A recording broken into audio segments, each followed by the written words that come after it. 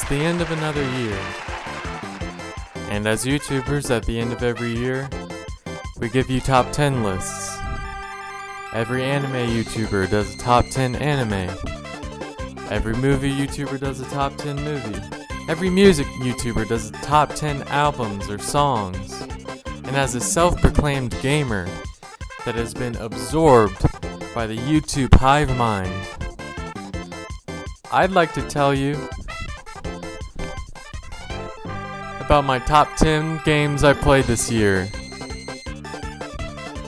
I want to do a top 10 most stinky games I played too. So I want to do a top 10 stinkers I played, so make sure you stick around. Let's lay down some facts. I'm going to hit you with some numbers.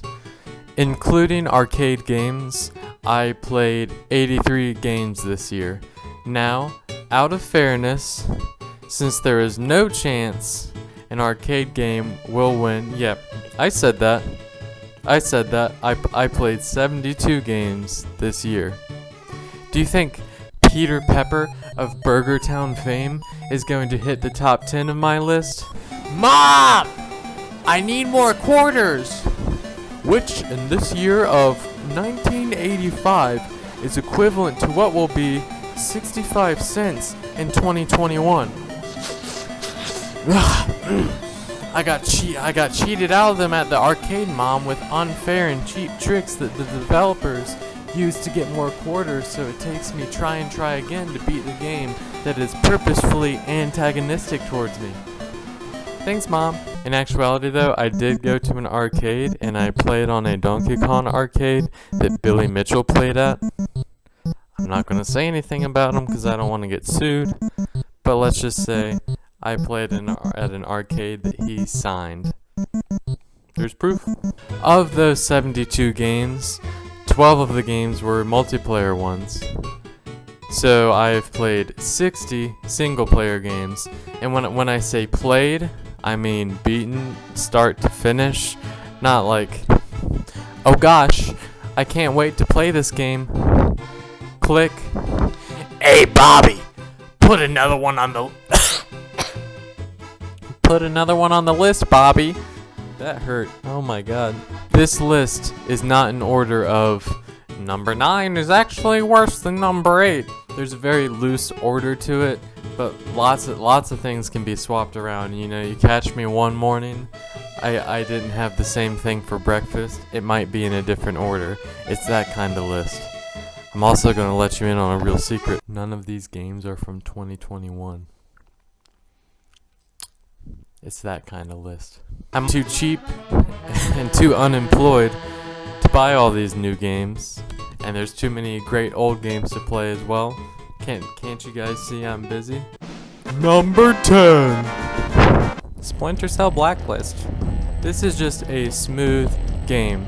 Splinter Cell Conviction introduced a lot of new stealth and cover mechanics into the series, and Blacklist took those mechanics and refined them into a game that is just pure flow. It feels very tactical, like every move you're making is calculated. The series has always felt a little clunky until you get used to its very specific control scheme, but this is the first game where you really feel like you're in control. It is the best game in the series in terms of pure play feel.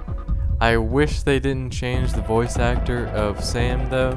The original voice actor had such a perfect voice with the serious writing, riddled with little fun quips. Though I understand it was because they wanted to voice Sam while getting motion capture, and Michael Ironside was a little too old to do intense mocap while voice acting. Still a good game with a serviceable story and a worthy game to end the series off with. Well, now they have announced a remake for the first one that they're going to be working on, and it will be neat to see how the light-based gameplay works with all the hyper-realistic art style and, you know, the RTX of all the modern games.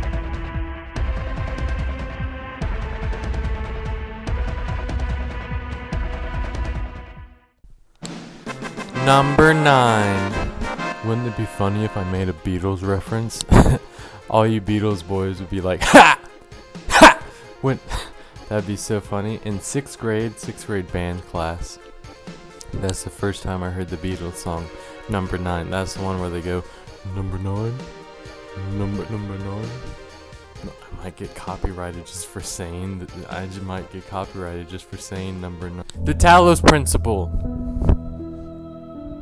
Oh, pardon me. It looks like you caught me reading. Well, I am an intellectual after all. Watch this. Wubba-lubba-dub-dub. The facts are there. I'm an intellectual. Call me a pretentious pseudo-intellectual because I enjoy some good old deep and philosophical games. I love a good puzzle game too, and the Talos Principle merges both of those. Taking control of an AI robot and having an existential crisis has never been so fun. Probably one of the more difficult puzzle games I've played as well. I have not played a 3D puzzle game that has utilized its 3D space so much to the fullest. You have to you gotta squeak in every single little inch possible just to get this sketchy angle to solve a puzzle. It's a ton of fun. And while the story was filled with things I had thought about before, remember, I'm an intellectual, it still produced multiple viewpoints that I hadn't thought about, which was valuable. The narrative in general was quite well told, even though it was a little bit in your face about it, pretty much making you read philosophy textbooks. It's more of a game essay than a, fun, hahoo, where are we dropping, boys? It's not that kind of game. It's like an essay that you play at 1 a.m. on a summer night when you're not really sure if you want to quit your job or not, and you're having a little bit of a crisis. The music was great too. It boosted the atmosphere, and it just felt ethereal. I don't use that word lightly. I love, if you tell me a song is ethereal, I'm probably gonna like it. And that's kind of what the music sounded like. It felt ethereal and atmospheric.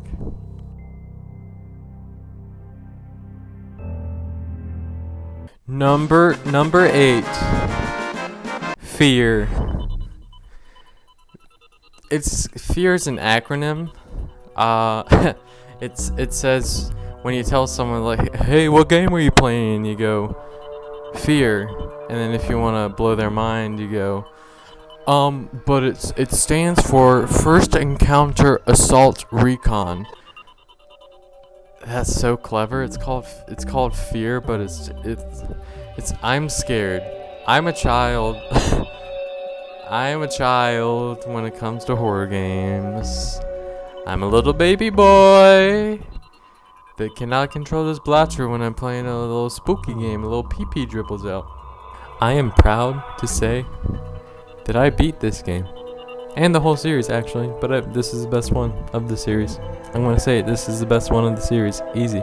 Maybe I've gotten better at horror, or maybe the gameplay is just good enough that it made me want to keep playing it. It'd be really nice to pat myself on the back and everyone applaud me yeah, you're so brave. You're F.E.A.R.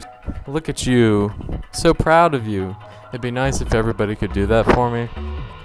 But I think I gotta give credit to the gameplay on this one. The series really peaks on this first entry because of the gameplay. And even though it was released in 2005, it's still some of the most tactical FPS gameplay that I've played. All the weapons feel great to use. The movement feels great. You can lean around corners, and that feels fantastic. And slowing down time feels so good as well. The AI, The AI is one of the best parts of this game. They do all sorts of shouting that's very reactive to what you have done to their team. Like if you take out the whole team, they're like, "Whoa!" They do a little bit more than that, but they're very reactive to what you're doing. If you flank them, they'll shout like, "Oh, he's flanking!" And they'll flank you. They'll sandwich you. It's insane what the AI does. They feel very smart because they feel reactive and proactive. I mean, every soldier encounter was a treat to play. Honestly, I'd wish they just tossed the horror stuff, and I'd be perfectly happy with just like an average Call of Duty style military shooter game, but just like with this gameplay. That would be sweet. But the horror elements they did have were pretty good. You know, a couple of jump scares, a lot of dark hallways. I never got too spooked by it. Once I figured out how it all worked, I never got too spooked by it because I could tell when something was coming up. But it still had a dense atmosphere that even though I knew what was going on, I was still a little fidgety in my gamer chair bucket seat. The story was fairly interesting and enough to keep you going, but it's not gonna, you know, I'm not gonna like show you my shorts, go and play the game, and then show you my shorts again, except I'm not wearing shorts because they got blown off because I was playing the game. It's not that kind of story. But it is strange that a horror game manages to become one of the peaks of FPS single-player gameplay.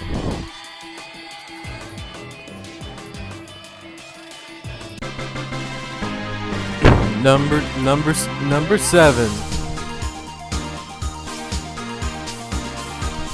Look, Final Fantasy X is a video game. Wait, stop. You're showing the wrong hallway. That's better.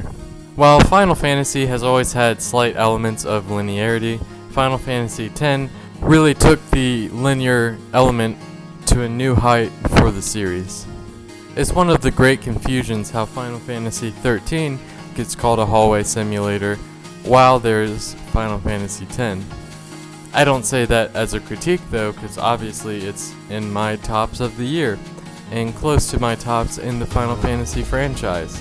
The place where it gets big points is of course its story, and the story does support the game's linearity as well, since you're literally on a pilgrimage to a special place, point A, point B. You can't be, running everywhere wherever you want. You're on a very special trip to a specific location. So it makes the linearity of it work, and it weaves in some of these deep religious themes, making it a very emotional story. Titus gets straight up, he gets isekai'd right into another world, straight up, like zoop, it's right, zoop, just like that. He gets right in there.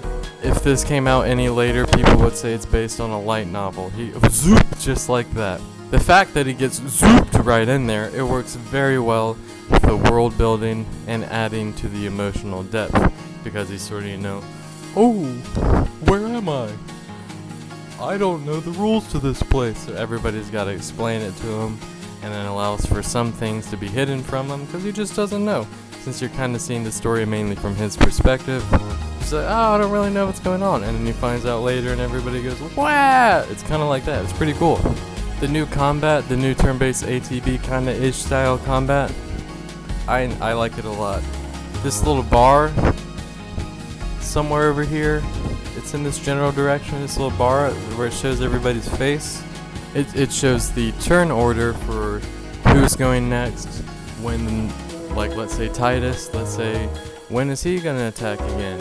And depending on the character's speed, what attacks they use can send them closer up or further down. And it adds for a visible layer of strategy, where before it's just like, oh, time to attack and wait for my ATB to recharge. Not that I'm saying that's bad, but you can see like, oh, if I use this attack, I'm higher up on the board to attack again.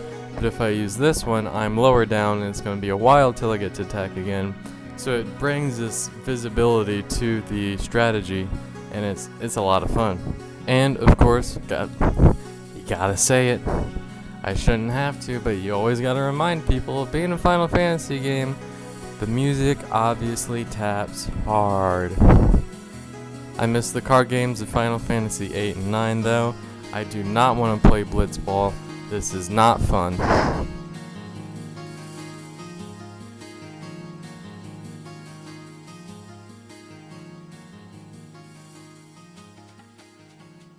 Number 6.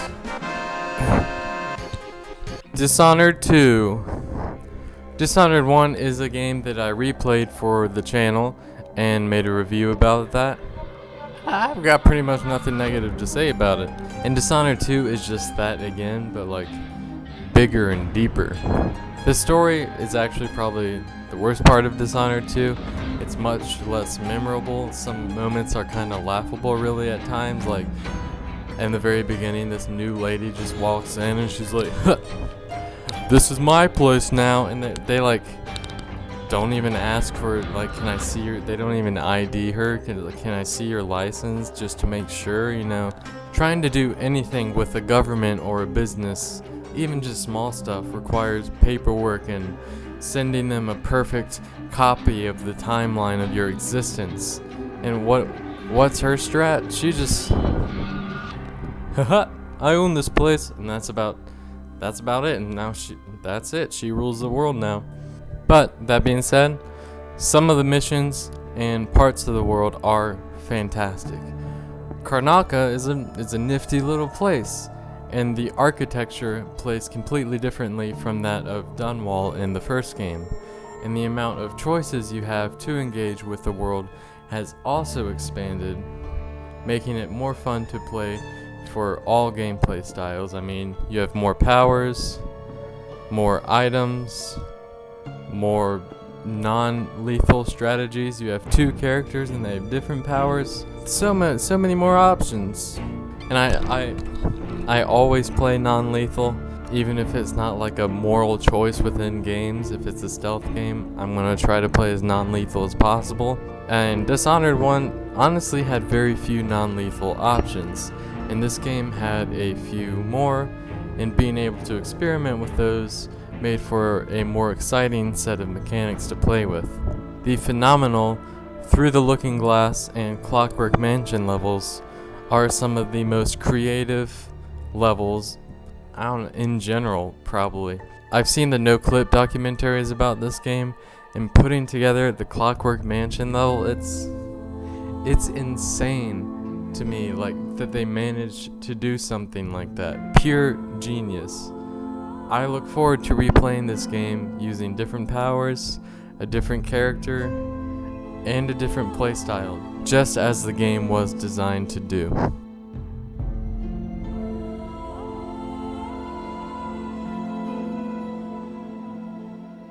Number 5. I don't think I can physically make the shape. Let's see if... Number 5. The Longest Journey. This game was recommended to me by my girlfriend. She quite likes point-and-click games, and this was one of the ones she played when she was much younger. She figured I'd like it, so I gave it a shot. Just a fun, pleasant game with a great story. I got quite wrapped up into it and loved playing through the levels. The writing was clever with a slight pinch of comedy to it, just like this perfect pinch of comedy to it, and paired with the voice acting, some of the voicing was so solid. There were a few characters in particular, like Brian Westhouse, the ship captain, Crow, how could you forget Crow, the Flipper, so many great voices. Take a listen to this little scene. This is by far from the best scene. I just didn't want to like spoil anything, so I chose a very, basic early scene. Ahoy there, matey! Pardon? Isn't that how you sailors greet each other? No. What do you say then? Usually, hello. And if it's sunny, nice day for it. We might even try a how are you today then, if we're feeling adventurous. But never, ever, ahoy. This is valuable information. Aye, matey, that it be. Is this the White Dragon? That's what the big white letters on the prow spell out. What do you think? I'm looking for the captain. Is he around? What would you with the captain of the White Dragon? I have a delivery for him, a map from the map merchant at the Temple Market. Aye. I be Captain Horatio Nebeve of the White Dragon, fastest vessel there ever was. Hand the map over, girl. With Jaw's blessing, the wind will return soon, and I can leave this accursed harbor for sunnier shores. Honestly, while looking for a good scene to show, I ended up spending way too long just rewatching scenes and reminiscing on how good the game, the writing, and the voice acting was. You know, it reminded me of some of the places you go in the story. It's like, I forgot about that. How could I forget about that? That was amazing. Just such a good game. I think it might have been my first real point-and-click game as well, and I am very glad I played it.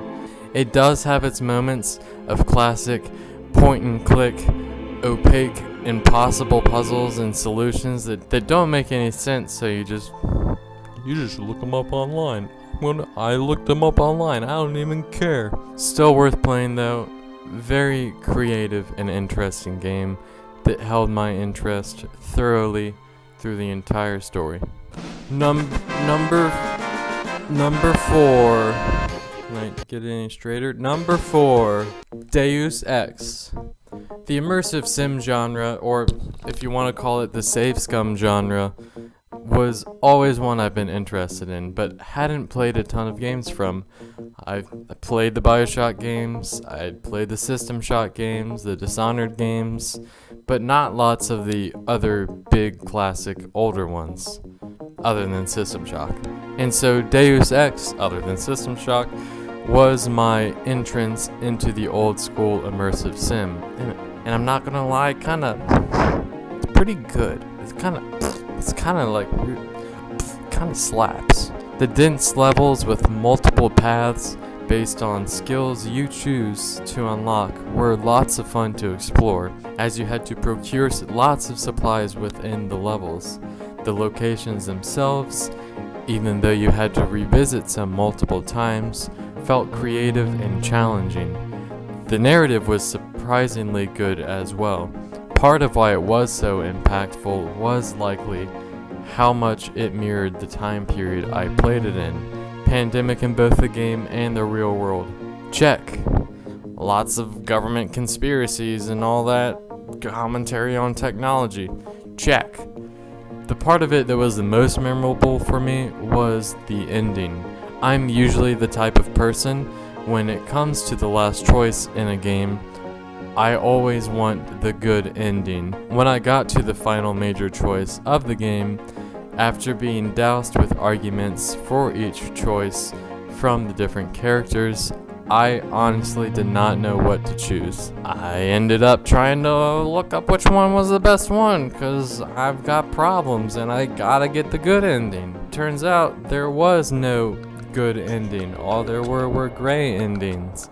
I mean, there was one that was kind of canon-ish because of what the second one goes off of, but that didn't really bother me. So rather than good ending, it's what do you think is the best ending? And that really stuck with me because each ending had strong arguments for it, and wanting to choose the best ending became difficult. It is one of the best choices matter type game endings, in my opinion, because there was enough gray area that I could see why somebody would choose each ending rather than the obvious, I'm playing the game to get the good ending.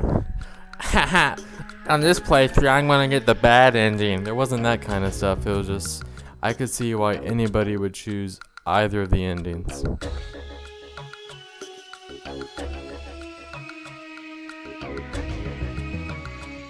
Number 3. Number 3. Splinter Cell Chaos Theory. Watch this. I'm about to become an official video game essay YouTuber.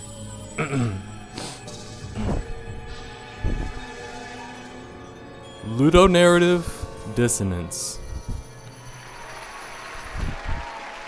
Gosh, I feel so powerful now. I feel really smart. I feel so smart.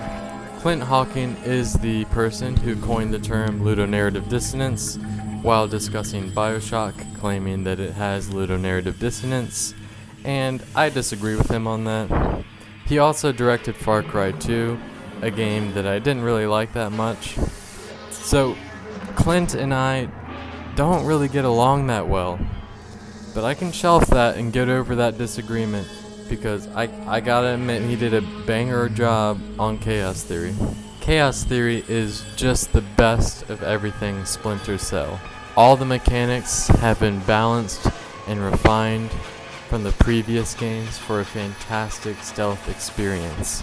The older games, it was very easy to abuse having the night vision on at all times and shooting out every single light without anybody really noticing where you are very easily. But they fixed a lot of those issues, making for a balanced stealth experience that can't be messed up using all the same tricks every single level. All the levels are engaging, the story serves its purpose as well, the writing, especially the writing for Sam, is very good, and the music, dude, the music, it is top tier. If I could, I'd play some clips of the soundtrack for you, but I'd get copyrighted on it. So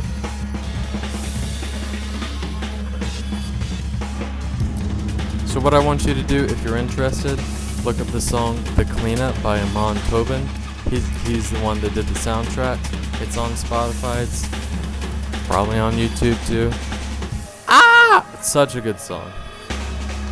I as a drummer, you know, it's so good. It's really hard to say negative stuff about this game. The deadpan jokes that Sam would make while grabbing guards never got old, while at the same time being a strong character who each game progressively gets older. Man, some of these levels really were great. The bank heist, sneaking into North Korea, the Japanese bathhouse. This is some peak stealth game experience. If you're a stealth fan, this is a must-play game.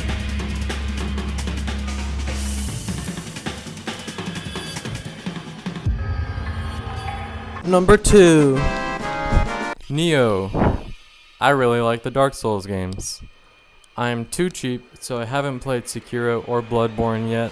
That's changed since I wrote this. I'm actually playing Sekiro right now, and it's kind of amazing, but it's 2022, so I can't include it on the list. But if I had beaten it in 2021, it would be really, really high up on the list. But I got Neo for free on the Epic Store. I was really excited to play it. Once I saw it was free on the Epic Store, I immediately pretty much played it after I got it. I'm not the type of person that gets hyped up and surprised at stuff, but when I saw it was free on the store, I got a little hype. I'm not gonna lie. I hadn't played a Souls-like game since I had beaten Dark Souls 3, probably in 2017 or 2018, so it had been a couple years, and I was very much looking forward to it. I didn't know much else about Neo though, other than that it was set in Japan, and it was a Souls-like, so I was essentially going in pretty blind. First day I played it for hours and hours. I was feeling it. All the different weapons having like a high, mid, and low stance with different attack speeds for each stance, and it felt so quick and dynamic. Overall, it felt easier than the other Souls games, but that's probably just because I had gotten better at how to play a Souls game because of my Souls experience. Or maybe it's because I'm a gamer god. Yeah, it's probably that one. I one-tried a bunch of bosses. Most took me about 3 to 5 tries. A few took me a few more tries than that. But there really weren't any bosses that gave me a hard time. Except for that lightning cat. That lightning cat can eat my butt. But other than that, not really. Even so, it really pushed me and my skill. That rush you get when fighting a boss is like nothing else. And the relief of beating it when it's such a close battle. It's like, am I gonna win? Am I gonna lose? And you beat it. You can just feel your heart beating in your chest, and it is so rewarding to beat a boss in these kinds of games. And of the boss fights, many of them felt very unique and creative. And now that I've played it, I looked stuff up about it. I had seen people that disliking the mission-based level style rather than the individual interconnected area like most other Souls-likes. But I actually quite liked that. It allowed for more exploration across an actual nation rather than being confined to one general type of area. It is based on real Japan, so you couldn't really mash together tons of different environments. Sure, Sekiro does it, but whatever. The story requires it as well, and you wouldn't be able to have some of the big levels and set pieces that the game does have with an interconnected world. And the story itself took an interesting take where you play the role of a foreigner from England who ends up in Japan, and it's apparently based on an actual historical guy who was an Englishman who went to Japan and ended up becoming a samurai and all that. This is a weeb dream simulator. Just such a fun game. The level design was marvelous. There are lots and lots of shortcuts that you can open up if you explored, so you never had to do any long runs back to where you needed to go. No super long runs back to a boss fight either, which was amazing. The only downside is that it could be a little repetitive. The enemy variety begins to show that it's lacking not terribly far in. It still managed to be an engaging ride the entire experience, and it is an excellent Souls-like. Honorable mention / games that surprised me but didn't make it to the top. Dreamfall: The Longest Journey. Super clunky camera, some of the worst combat I've ever seen in a video game, but I still really enjoyed the story. It had great music, I was emotionally attached, so it's good. I liked it. Inside, just a good puzzle and atmospheric game. Extremely well designed, dense atmosphere, it's a lot. Deltarune Chapter 2. The only game actually from 2021 on this list, and it's pretty good. What can I say? I like Undertale, I like Chapter 1, therefore I also like Chapter 2. Splinter Cell Conviction.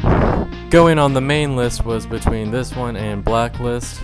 I gave it to Blacklist just because gameplay-wise it's better, but Conviction really surprised me. I expected it to be bad based on what I'd heard, but I had a great time playing it, and I enjoyed every single aspect. I think I beat it in one night, and I was just having such a good time. When it ended, I was like, whew, that was a good game. I really enjoyed that. Advanced Wars 2. I almost put the first one, but I beat this one before the end of the year, and this one's better than the first. Some of the levels can take a twirl in the toilet though, but otherwise, it built on the first game in a fun and meaningful ways.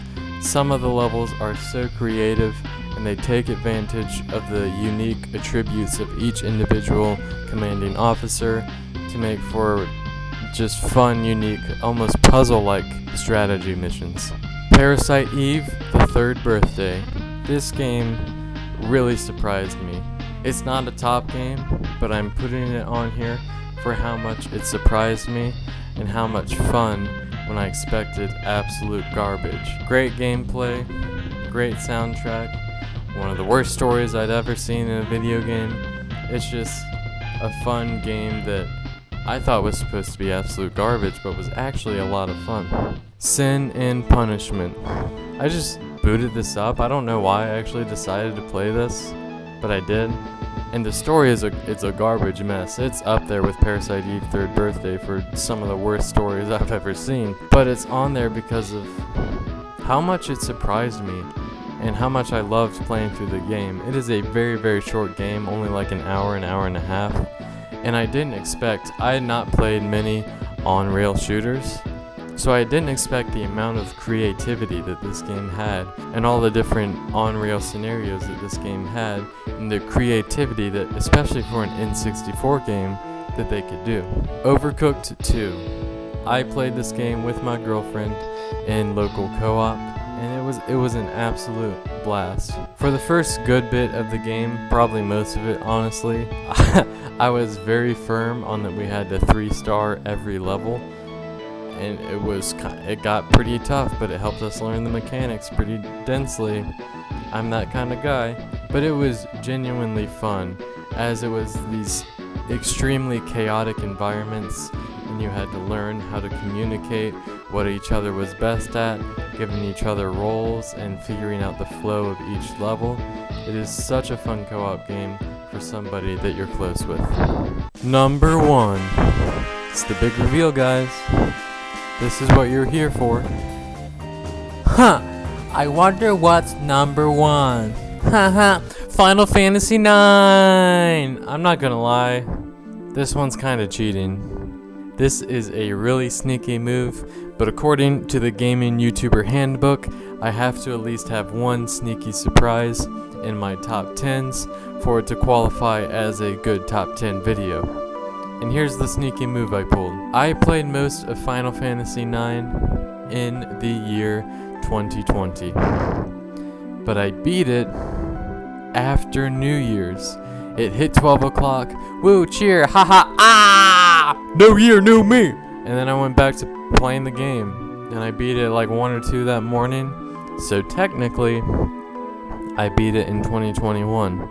I'm using that technicality to my advantage so that I can talk about it, because it's a very good game, and I want to tell you that I like it because I know that you're here watching my video because you care about my opinion. Who doesn't value the opinion of a nobody gaming YouTuber that hides his face and only has a few videos?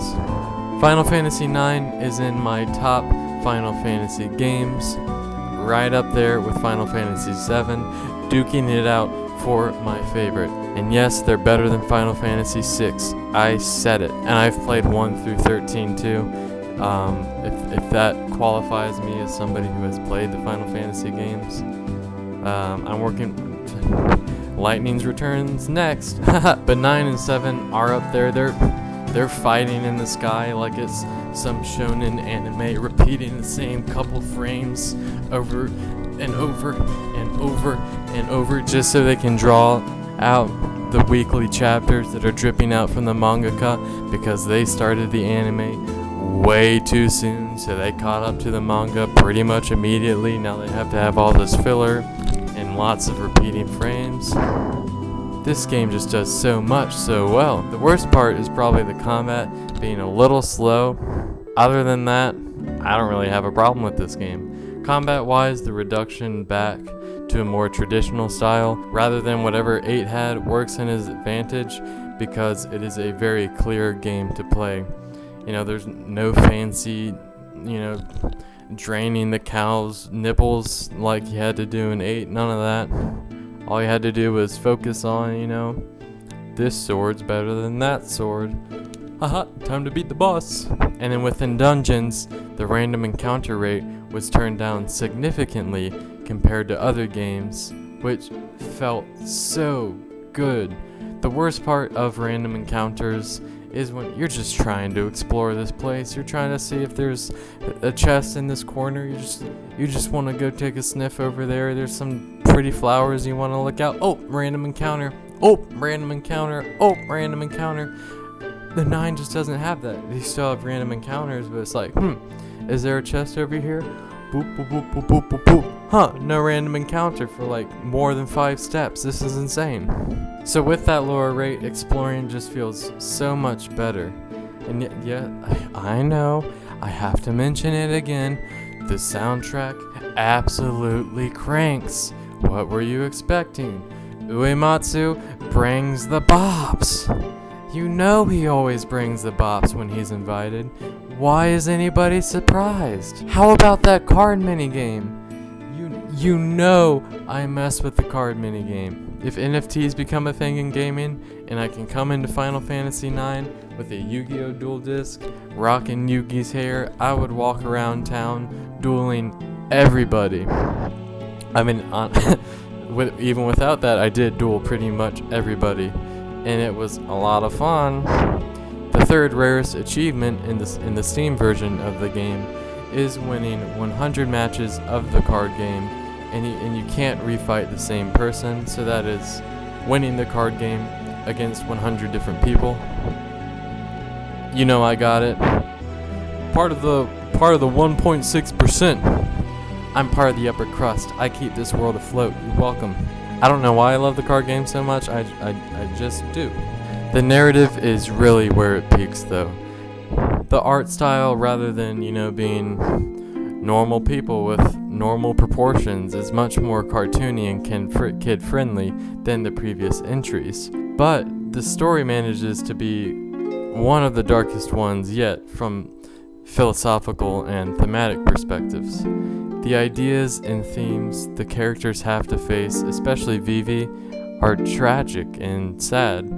It's not some super happy, bright JRPG, even though it looks like it. There's a lot of dark things going on, and a lot of suffering. Through it all the characters, they each have their own arcs, and they grow past from what they entered the game as. Some characters do take longer to grow than others just because that's part of their character. They're very stubborn. But even the villains have their own interesting aspects with the emotions they bring. I love the sections in it where you just walk around town and you just talk to people. I love that. I don't know what it is, but I love walking around towns in JRPGs and talking to people. I love doing that sometimes. And there is a lot of that in this one, which I adored.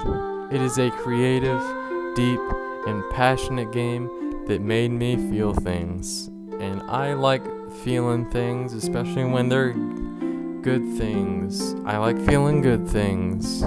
If somebody were to come up to me and be like, hey man, I really want to try playing a Final Fantasy game, but I'm only going to play one. Regardless of how much I like it, I am only going to play one game. I'd be like, hey dude, first of all, nice to meet you. You should come subscribe to my YouTube channel.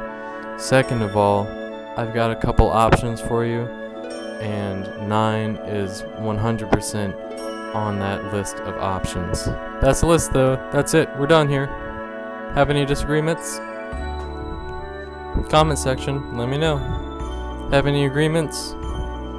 Comment section, let me know. I love everybody, just agreeing with each other, patting each other on the back. I too love that game. I want to have some Reddit level patting each other on the little buttholes together in the comment section. Yeah, that game's so good. Yeah, I also love that game. Oh my gosh, that's such a good and then some other good that's such a good game. Let's do a little bit of that in the comments. Let's do it. I'm just trying to play some games. I'm just trying to have a good time, and I'm trying to share it with other people. And remember to stick around, because I'm gonna have a 10 stinkers coming up too. That'll be out at some point, and it's probably gonna be a little more grumpy than this one, because I played some stinkers. Take care of yourself.